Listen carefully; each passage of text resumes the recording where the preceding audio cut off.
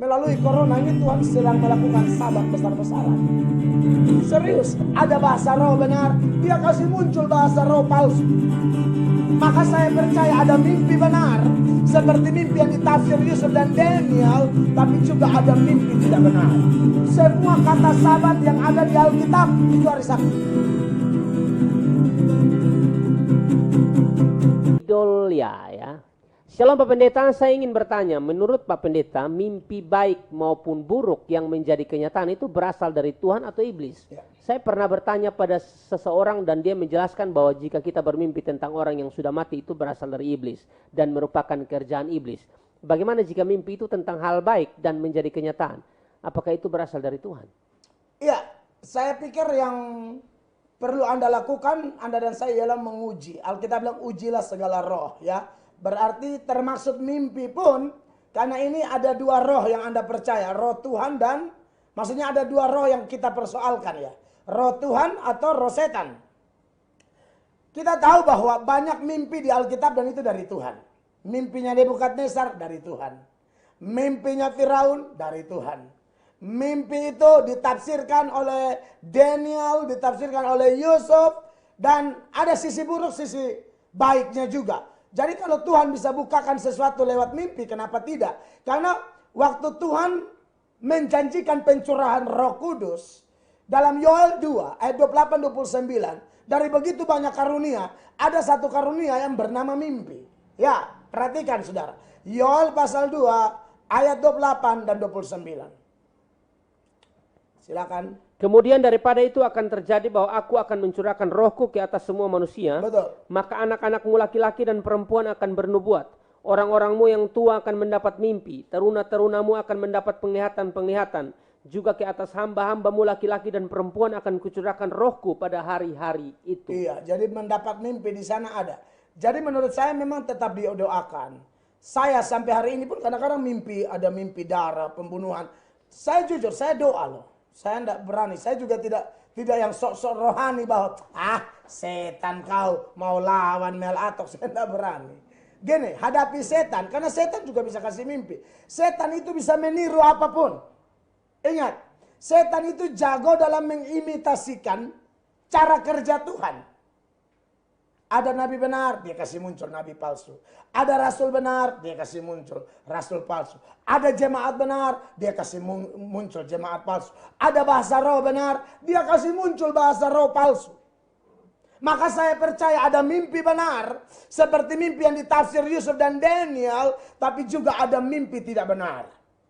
Oleh karena itu, saran saya ya untuk hadapi setan. Anda sudah tahu, toh saya sering ngomong ini di mana-mana. Dua cara. Yang pertama, tidak boleh takut. Yang kedua, tidak boleh sombong. Bagaimana cara hadapi setan? Tidak boleh takut. Yang kedua, tidak boleh sombong. Kenapa tidak boleh takut? Karena Tuhan di pihak kita. Kenapa tidak boleh sombong? Karena bukan kita yang mampu kalahkan setan, tapi Tuhan sendiri. Oleh karena itu, saudaraku, saran saya mimpi apapun itu, sebaiknya kita doakan dulu. Karena mimpi yang buruk pun Tuhan bisa kasih kok. Bisa. Firaun mimpi itu apa? Lembu-lembu yang kurus menelan lembu yang gemuk. Dan betul, terjadi kelaparan. Itu mimpi dari Tuhan. Nah, supaya itu kita belajar firman banyak dan banyak berdoa tentunya. Jangan sombong, bergantung tetap kepada Allah. Seperti ketika Firaun dengar kabar tentang Yusuf, Firaun tanya, katanya kamu bisa tafsir mimpi ya? Yusuf bilang begini, sekali-kali bukan aku, tapi Tuhanlah. Nah, ini hebat ini. Ini orang luar biasa. Oleh karena itu, saudara Dolia, kita terus bergantung kepada Allah. Mana-mana, setan bisa kasih mimpi, Tuhan bisa kasih mimpi. Oleh karena itu, tetap berjaga-jaga, tetap berdoa dan minta petunjuk Tuhan. Ya, biasa Tuhan buka petunjuk melalui firman, Tuhan buka petunjuk melalui kebenarannya yang memerdekakan. Next. Oke, next dari Topel Satolom ya, dari YouTube. Shalom Pak Pendeta, apa yang dimaksud dengan hari Sabat dan 10 hukum Tuhan harus ditaati? Kenapa ibadah di hari Minggu? Ya, betul. Ini pertanyaan yang baik sekali, saudara Topel Sitolom, teman saya dari YouTube. Memang kita sampai hari ini banyak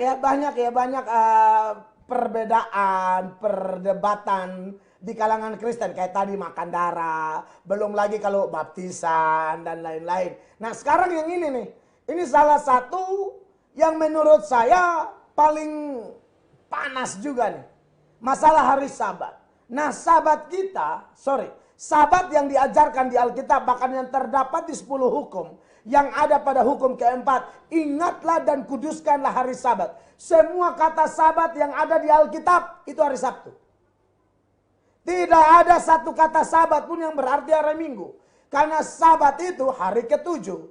Hari ketujuh itu hari Sabtu. Hari pertama itu Minggu, hari kedua Senin, hari ketiga Selasa, hari keempat Kamis, hari kelima Jumat. Ulang-ulang. Hari pertama Minggu, 2 Senin, 3 Selasa, 4 Rabu, 5 Kamis, 6 Jumat, 7 Sabtu. Ya, saya lupa hari apa tadi. Kayaknya Rabu yang nggak keluar ya. Karena ibadah tengah minggu kami juga sudah hilang sekarang. Nah, saudara-saudara yang diberkati oleh Tuhan Yesus. Jadi hari Sabat hari ketujuh. Tetapi catatan sejarah gereja, mulai abad kedua, orang Kristen telah meninggalkan hari ketujuh, lalu beralih kepada hari pertama dari minggu, yaitu hari Minggu. Kenapa hari Minggu? Dengan beberapa tafsiran.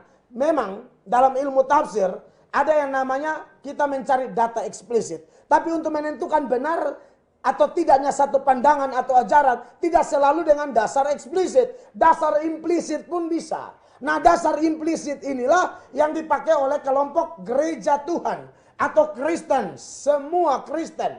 Mau Katolik, mau Protestan, mau Karismatik, mau Calvinis, Lutheran, Armenian, atau apapun. Kita semua sepakat ibadah di hari Minggu. Kenapa? Karena Yesus bangkit hari Minggu. Kenapa? Karena beberapa penampakan Yesus hari Minggu. Penampakan waktu murid-murid tanpa Thomas hari Minggu. Penampakan setelah Thomas ada juga hari Minggu. Hari Pentakosta, hari lahirnya gereja, itu juga hari Minggu. Belum lagi rasul-rasul Paulus dan lain-lain sering membuat pertemuan ibadah hari pertama minggu itu. Nah, dari pandangan secara implisit inilah yang menjadi dasar berubahlah dari Sabat Yahudi menjadi Sabat Kristen, yaitu pada hari Minggu. Ingat, yang berubah cuma harinya, tapi banyak hal di dalam Sabat itu sendiri yang masih dipakai sekarang oleh orang Kristen. Misalnya, sebisa mungkin hari Sabat jangan kerja, kita ibadah, istirahat dulu, ya.